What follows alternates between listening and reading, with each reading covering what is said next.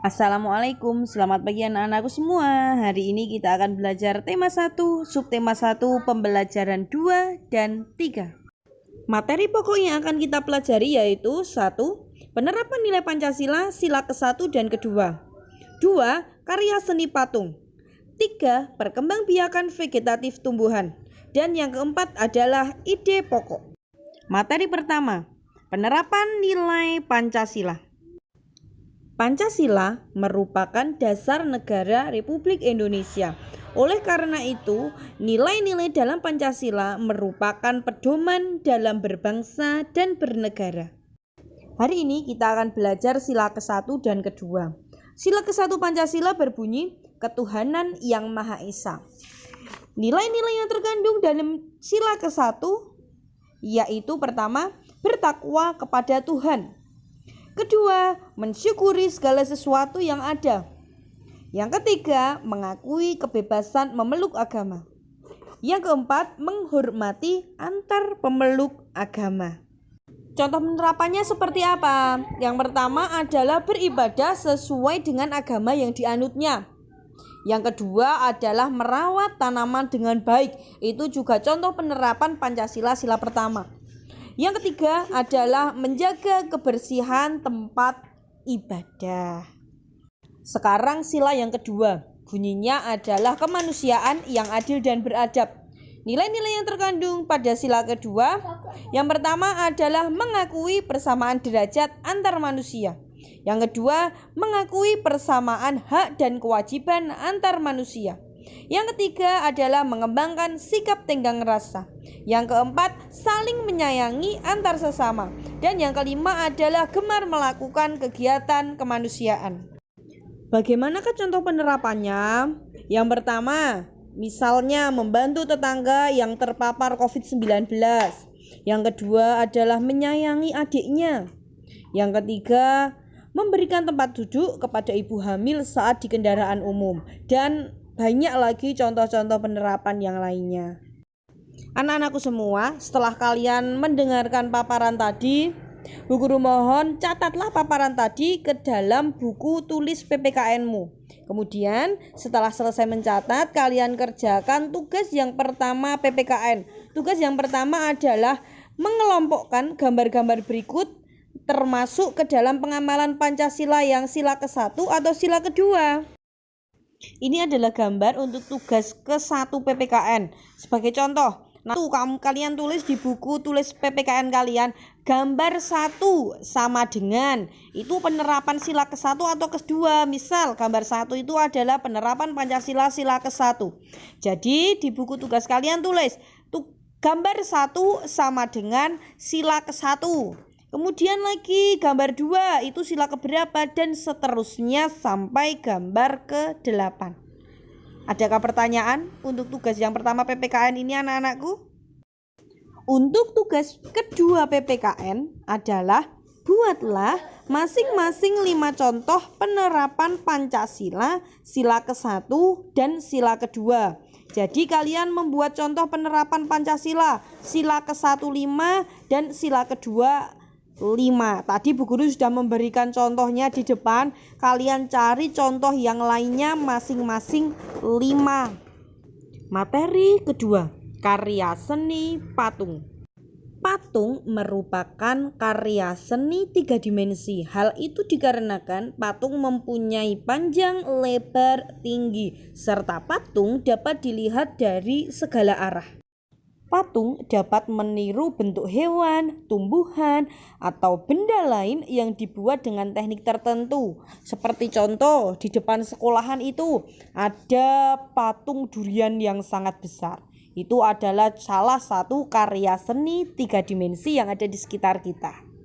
Jenis patung berdasarkan fungsinya ada 5. Yang pertama adalah patung religi. Patung religi berfungsi untuk beribadah dan bermakna religius. Contohnya adalah candi. Kemudian yang kedua adalah patung monumen yang berfungsi untuk mengenang jasa pahlawan atau peristiwa sejarah. Contohnya adalah monumen Palagan Ambarawa. Yang ketiga adalah patung arsitektur. Patung arsitektur berfungsi sebagai pelengkap konstruksi bangunan. Yang keempat adalah patung dekorasi, di mana berfungsi untuk penghias bangunan atau taman atau tempat lainnya. Yang kelima adalah patung seni, yaitu patung yang hanya dinikmati keindahan bentuknya. Anak-anakku semua coba sekarang, patung durian di depan sekolahan itu termasuk jenis patung apa berdasarkan fungsinya? Coba. Berdasarkan bentuknya, patung dibagi menjadi dua. Yang pertama adalah patung figuratif, yaitu patung yang berbentuk realis seperti bentuk hewan atau manusia atau tumbuhan.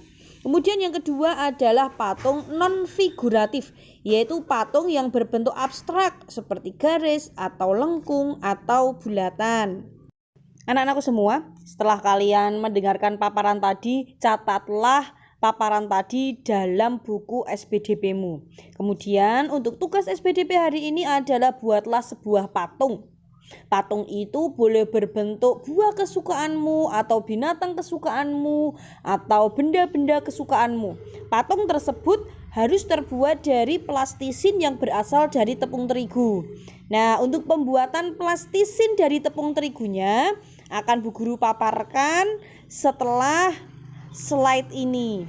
Nanti tugas yang kalian kumpulkan adalah foto saat kamu membuat plastisin dari tepung terigu dan foto saat hasil dari plastisin tepung terigumu sudah jadi. Semuanya, hari ini kita akan membuat plastisin dari tepung terigu. Bahan yang harus disiapkan: tepung terigu, garam, minyak goreng, air putih hangat, pewarna makanan, dan mangkok. Selanjutnya kita tuang tepung terigu 1 gelas dalam mangkok. Selanjutnya kita tuang garam 4 sendok. Selanjutnya kita tuang minyak goreng 1 sendok. Selanjutnya kita tuang air hangat sedikit demi sedikit. Kemudian kita campur semuanya menggunakan tangan hingga tidak lengket.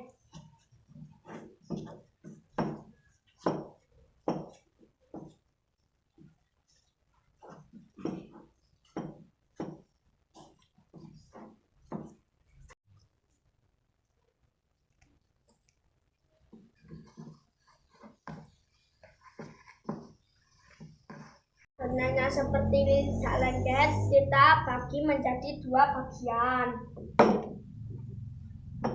Bagian kita beri pewarna makanan yang kita suka.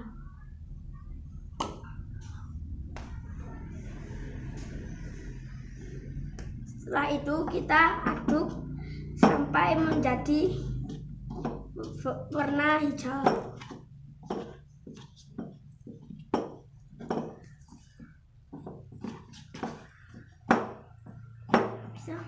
Kita tekan-tekan terus, hasilnya seperti ini. Plastisin siap dibentuk. Terima kasih, dadah. Anak-anakku, ini adalah salah satu contoh yang sudah jadi. Nanti kalian yang dikirim foto ke Bu Guru bukan hanya yang sudah jadi seperti ini. Jadi ada minimal 4 foto. Foto ketika kalian mencampur bahannya tepung terigu tadi, kemudian foto saat prosesnya, kemudian foto hampir jadi, dan foto sudah jadi seperti ini. Jadi ada 4 buah foto yang dikirim ke Bu Guru. Materi 3, perkembangbiakan vegetatif tumbuhan. Perkembangbiakan vegetatif adalah perkembangbiakan tanpa adanya peleburan sel kelamin jantan dan sel kelamin betina, atau biasa disebut dengan tak kawin. Tujuan dari perkembangbiakan tumbuhan vegetatif adalah menghasilkan tumbuhan baru atau menghasilkan tumbuhan dengan sifat baru. Perkembangbiakan vegetatif dibagi menjadi 2, yaitu vegetatif alami dan vegetatif buatan. Perkembangbiakan tumbuhan secara vegetatif alami dibagi menjadi 7. Yang pertama adalah tunas, contohnya pisang, tumbuhan suji, bambu, dan sebagainya. 2. Umbi lapis, contohnya bawang merah, bawang putih, bawang bombay, dan sebagainya. 3. Umbi batang, contohnya kentang, ubi jalar, dan sebagainya. 4. Umbi akar, contohnya wortel, lobak, singkong, dan sebagainya. 5. Geragi, contohnya rumput teki, stroberi, dan sebagainya. 6. Akar tinggal atau rizoma, contohnya kunyit, jahe, dan sebagainya.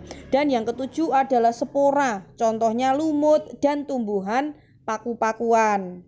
Perkembangbiakan vegetatif buatan. Vegetatif buatan adalah vegetatif dengan campur tangan manusia.